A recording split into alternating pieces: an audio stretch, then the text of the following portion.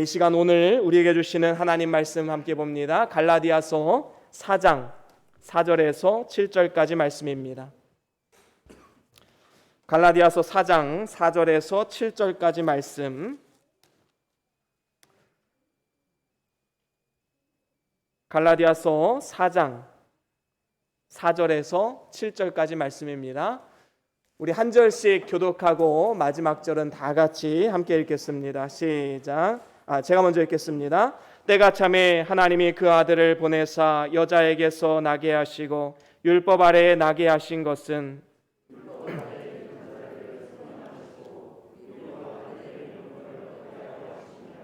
너희가 아들임으로 하나님이 그 아들의 영을 우리 마음 가운데 보내사 아빠 아버지라 부르게 하셨느니라.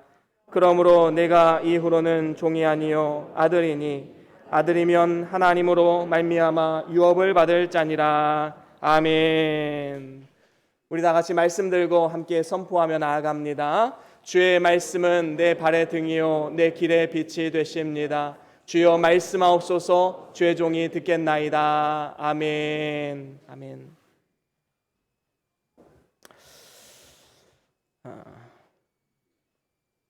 오늘은 갈라디아서 4장 4절에서 7절 말씀으로 예수님이 이 땅에 오신 이유라는 제목으로 함께 말씀을 나눠보길 원합니다. 오늘은 기쁜 성탄절입니다. 이 땅의 생명의 주이신 예수 그리스도의 은혜와 평강이 이 자리에 계신 모든 성도님들과 또 여러 가지 이유로 영상으로 예배하는 우리 모든 성도님들께 함께하기를 주의 이름으로 간절히 축원합니다. 요즘에 미국과 캐나다에 가면 성탄절에 메리 크리스마스 이렇게 인사하는 것이 아니라 해피 홀리데이라고 인사하는 경우가 많이 있습니다. 사실 세상은 예수님의 탄생을 그리 기뻐하지 않습니다. 그래서 이 크리스마스라는 단어를 본능적으로 거부하고 싫어하는 것이지요. 새벽 시간에 말씀드린 것처럼 세상 사람들이 크리스마스를 좋아하는 이유가 무엇입니까? 그 연말연시의 그 분위기 때문에, 그리고 서로 선물을 주고받는 이것 때문에 사람들 즐거워하는 것 아니겠습니까? 그래서 점점 성탄절의 본질은 흐려지고 사람들이 놀고 즐기는 날로 인식되어져 가고 있는 것이 사실입니다. 우리 그리스도인들은 이러한 세상의 분위기를 따라가서는 안 됩니다. 이 시간 우리 구세주 예수의 탄생을 축하하면서 우리 옆에 계신 분들과 인사 나눠볼까요? 메리 크리스마스 인사 나눠봅시다. 메리 크리스마스. 메리 크리스마스. 예, 그렇습니다.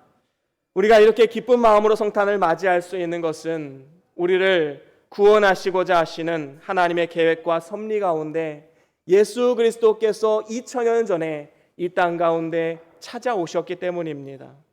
예수님의 탄생은 우리 개인의 삶뿐만 아니라 온 인류의 삶을 뒤바꿔 놓은 획기적인 사건이었습니다. 그렇다면 예수님이 이 땅에 오셔야만 하는 이유가 무엇이었을까요? 몇 가지 이유가 있는데 오늘 성경 말씀을 통해서 우리 함께 살펴보길 원합니다. 예수님이 이 땅에 오신 이유, 첫 번째는 하나님이 정하신 때가 찼기 때문입니다. 하나님이 정하신 때가 찼기 때문에 예수님이 이 땅에 오실 수 있는 것이지요. 혹시 안 나오나요? 예, 하나님이 정하신 때가 찼기 때문입니다. 오늘 본문 4절 상반절에 보면 때가 참에 하나님이 그 아들을 세상에 보내셨다 말씀하고 있습니다. 하나님께서 나신 그때는 온 인류의 역사 가운데 가장 중요한 그 영향을 끼친 사건이었던 것이지요. 예수님이 나신 그때를 기준으로 AD와 BC가 나뉩니다. 역사가 나뉘는 놀라운 획기적인 사건이었다라는 것입니다. 그래서 오늘 2022년 12월 25일이지요. 그러면 그건 무엇을 의미합니까? 예수님이 오신 지 그만큼 되었다라는 것을 의미하는 것입니다. 이것은 예수님을 부인하고 신자들을 핍박하는 저 북한 땅도 마찬가지고요. 예수님을 아주 싫어하고 예수 믿는 기독교인들을 배척하는 저 이슬람 중동 국가에도 마찬가지입니다. 그만큼 예수의 탄생은 전 세계적으로 위대한 영향을 끼치고 있는 것이지요. 특별히 하나님의 정하신 때가 찼다라는 것은 하나님이 약속하신 그때가 찼다라는 것입니다. 구약에 보면 예수님의 탄생에 대해서 많은 선지자들이 예언을 해놓았지요. 이사야 선지자는 이런 예언을 했습니다. 우리 같이 한번 읽어볼까요? 이사야 7장 14절입니다. 함께 읽어봅니다. 시작. 그러므로 주께서 친히 징조를 너희에게 주실 것이라.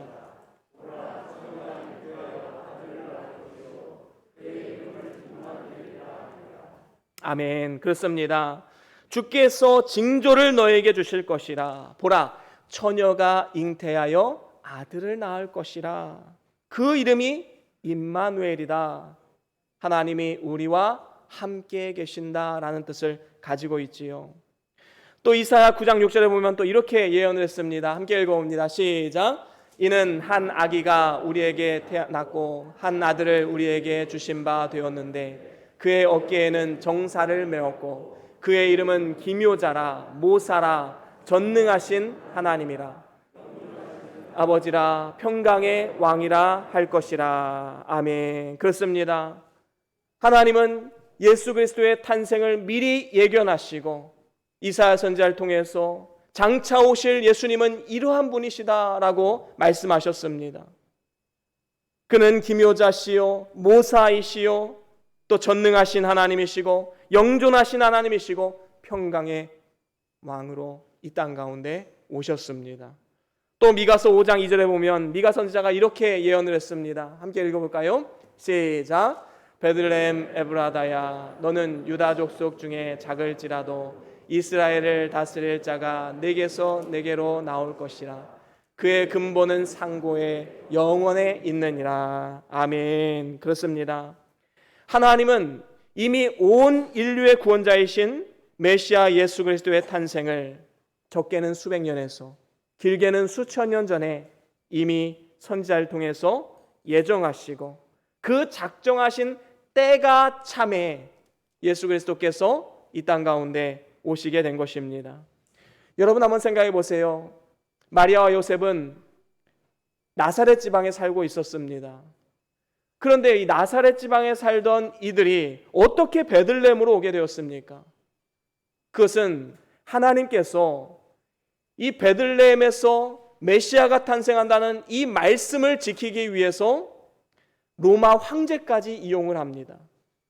로마 황제 아구스도가 어떻게 합니까? 호적을 명하게 되지요.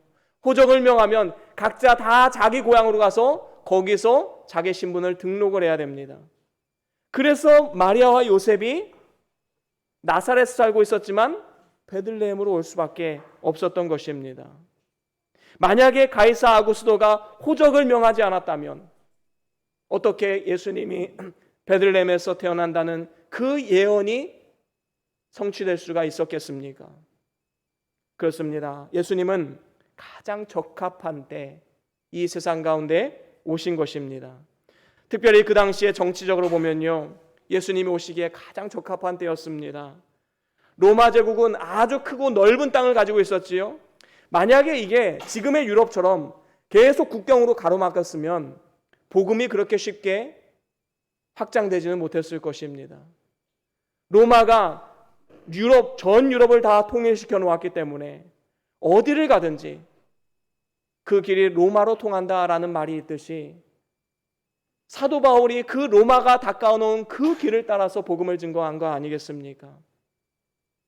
정치적으로 가장 적합한 때 예수님이 오셨습니다.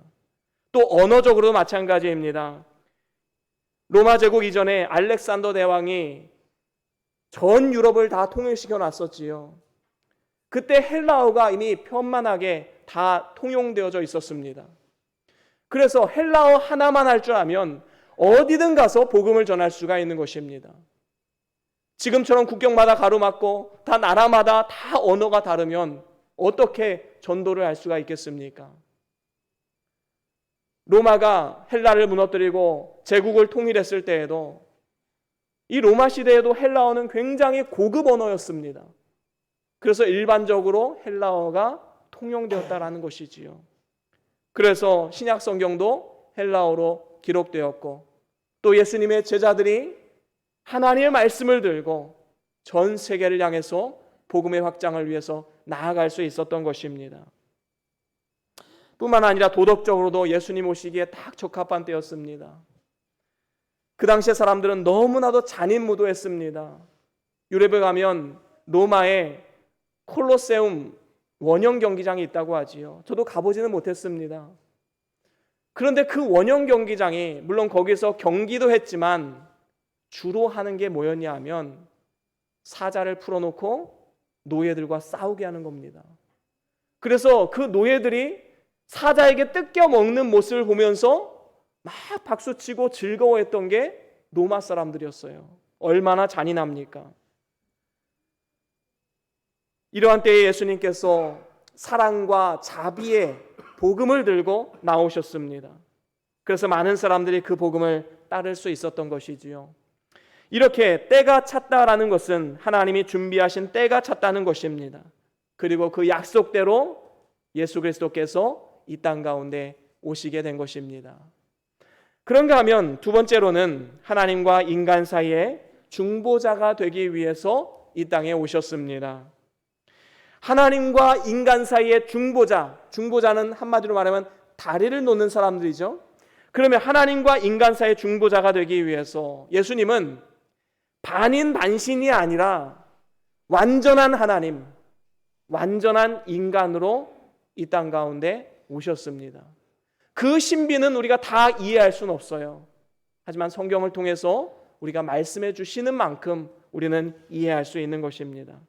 예수님이 중보자로서 완전한 인간으로 오신 증거가 무엇입니까? 오늘 본문 4절에 보니까 여자에게서 나게 하시고 라고 말씀하고 있지요. 여자에게서 났다라는 것은 완전한 인간의 육체를 입고 세상에 태어났다는 것을 의미합니다. 보라, 처녀가 잉태하여 아들을 낳을 것이요 그 이름을 임마누엘이라 하라 말씀합니다. 이 예언의 말씀대로 그 당시에 수많은 처녀들이 있었는데 그 중에 특별히 마리아를 택하시고 성령으로 잉태케 하신 것입니다.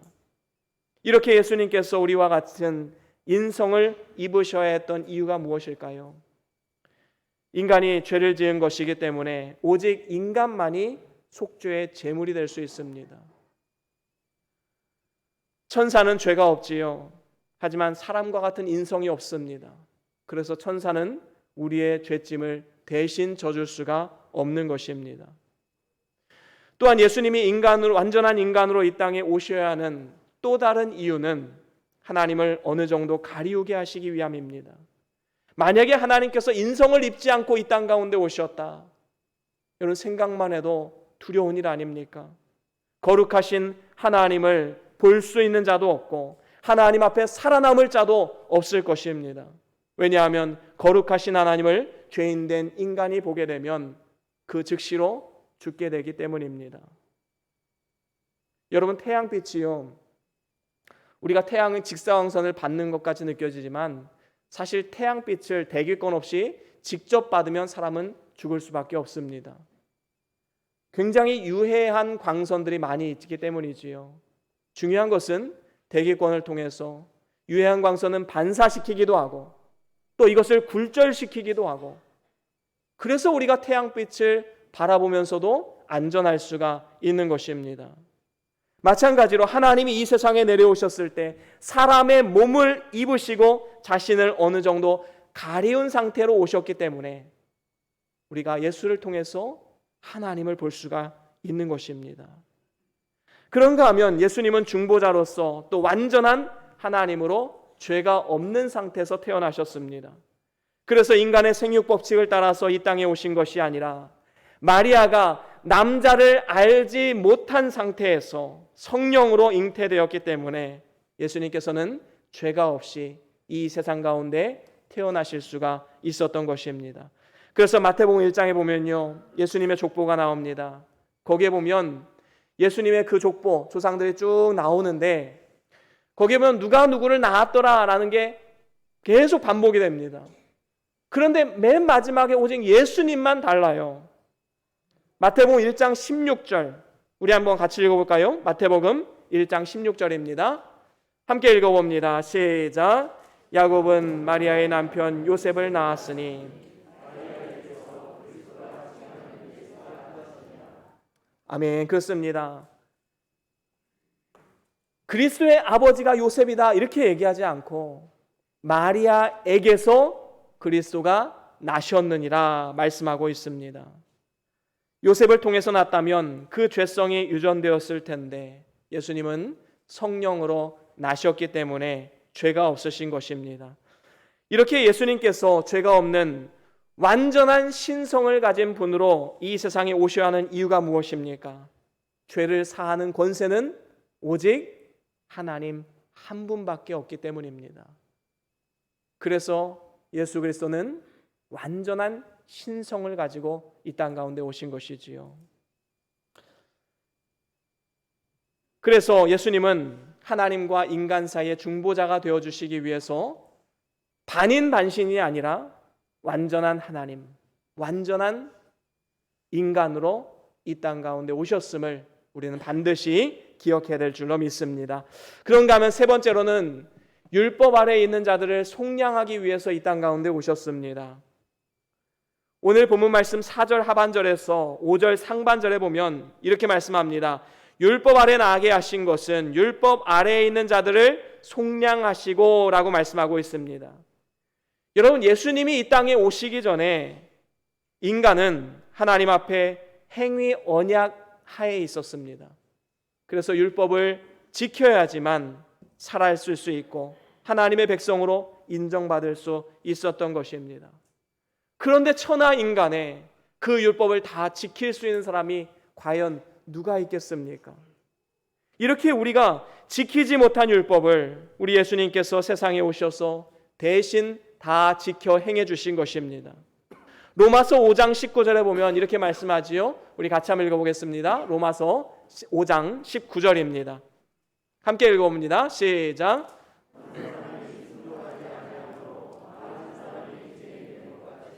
한 사람이 순종하심으로 많은 사람이 의인이 되리라. 아멘. 그렇습니다. 아담 한 사람의 범죄로 인해서 모든 인류가 죄의 영향력에 빠지게 되었다면 이제 예수 그리스도 한 사람의 순종을 통해서 그를 통해 믿음으로 맺어진 모든 하나님의 백성들이 구원을 얻게 된 것입니다. 그래서 예수님이 하신 일은 율법 아래에 있던 모든 자들을 대신해서 저주를 받으시고 속량하신 것입니다. 여기서 속량이란 말의 뜻이 무엇입니까? 어떠한 일정의 값을 지불하고 그 사람을 자유인이 되게끔 풀어주는 것을 말하는 것이지요. 예수님께서는 십자가에 설리신 보혈로서 모든 죄의 값을 다 치르셨습니다. 그리고 우리를 자유케 하신 것이지요. 예수님께서 십자가를 지고 죽으셨는데 그 십자가는 로마의 식민지 죄인 가운데서도 가장 악한 죄인들만 처형하는 저주의 도구였습니다. 형틀이었습니다. 바로 우리가 받을 저주를 예수님이 다 대신 당하신 것입니다. 바로 이러한 목적을 가지고 예수님이 이 땅에 오신 것이지요. 그런가 하면 마지막으로 네 번째로는 아들의 명분과 유업을 주시기 위해서 이 땅 가운데 오셨습니다. 오늘 본문 5절 하반절에 보니까 이렇게 말씀합니다. 우리로 아들의 명분을 얻게 하려 하심이라 말씀하고 있습니다. 예수님께서 우리를 대신해서 속량하신 것은 우리로 하여금 아들의 명분을 얻게 하기 위함이다 라고 말씀하고 있는 것이지요. 그래서 우리는 이제 죄와 사망의 종에서 하나님의 아들, 하나님의 소유된 백성으로 거듭나게 된 것입니다. 내가 너를 지명하여 불렀나니 너는 내 것이라. 하나님 오늘 우리를 이렇게 부르고 계십니다. 그래서 6절과 7절, 오늘 본문 6절과 7절에 이렇게 또한 말씀하지요. 우리 함께 같이 읽어보겠습니다. 오늘 본문 6절과 7절입니다. 쭉 같이 읽어보겠습니다. 시작. 너희가 아들이므로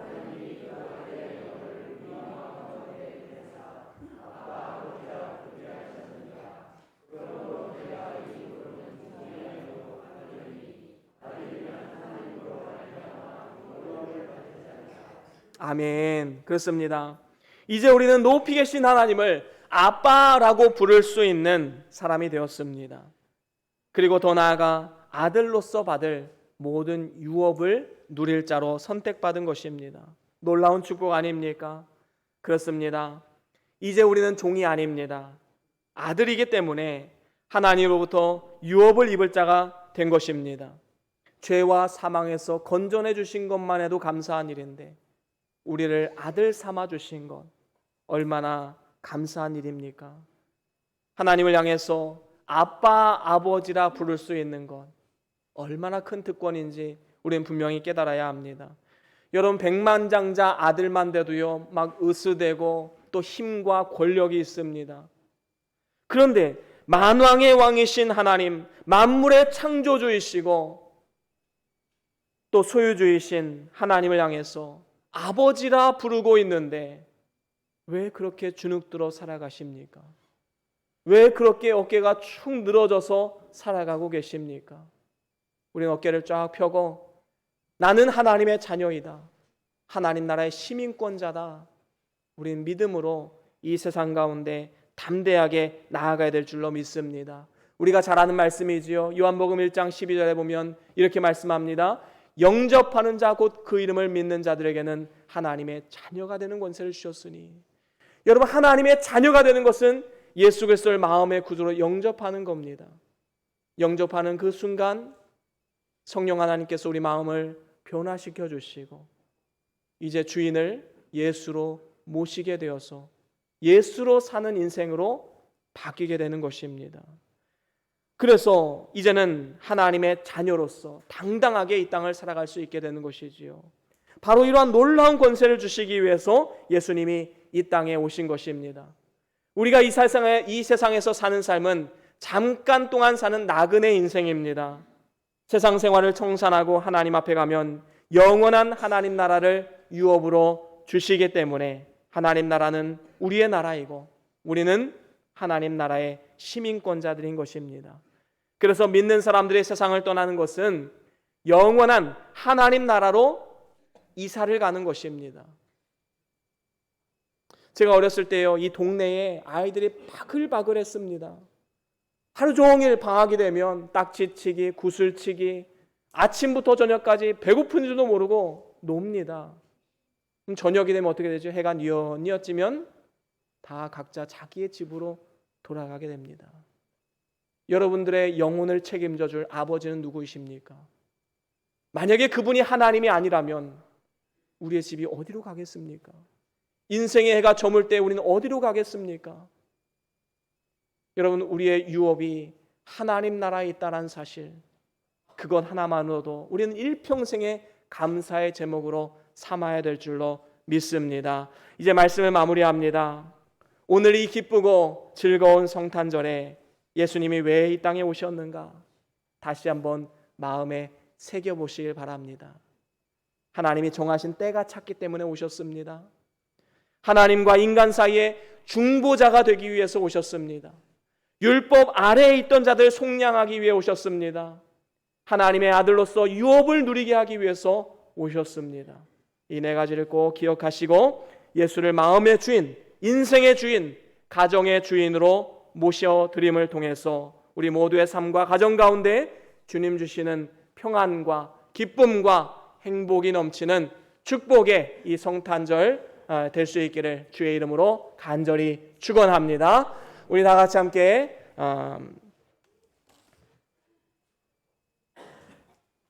찬송가 115장 우리 함께 찬양하시겠습니다. 우리 찬송가 115장입니다.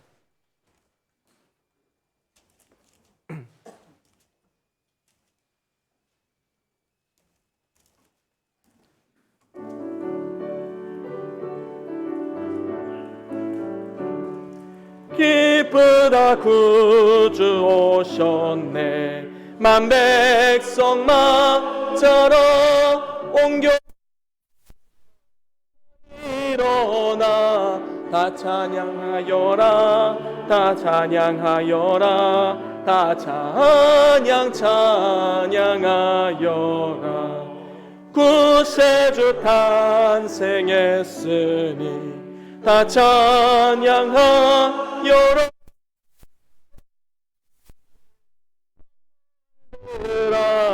다 화답하여라 다 화답하여라 다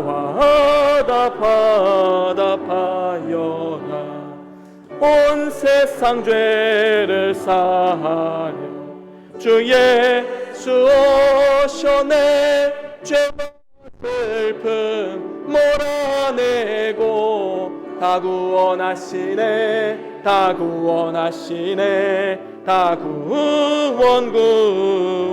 구원하시네 은혜와 진리 되신 주 다 주관하시니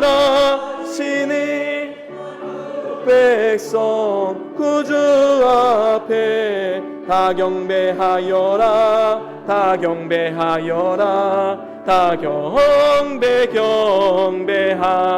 경배하여라 아멘.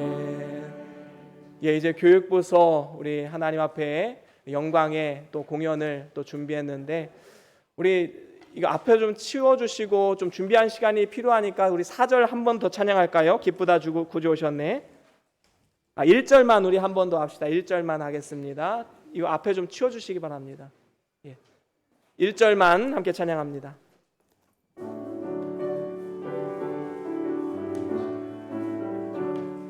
기쁘다 구주 오셨네 만 백성 맞아라 온 교회여 다 일어나 다 찬양하여라 다 찬양하여라 다 찬양하여라 2절 구세주 탄생했으니 다 찬양하여라 이 세상 만물들아 다 화답하여라 다 화답하여라 다 화답하여라 아멘. 예, 우리 유치부 나와주시면 감사하겠습니다.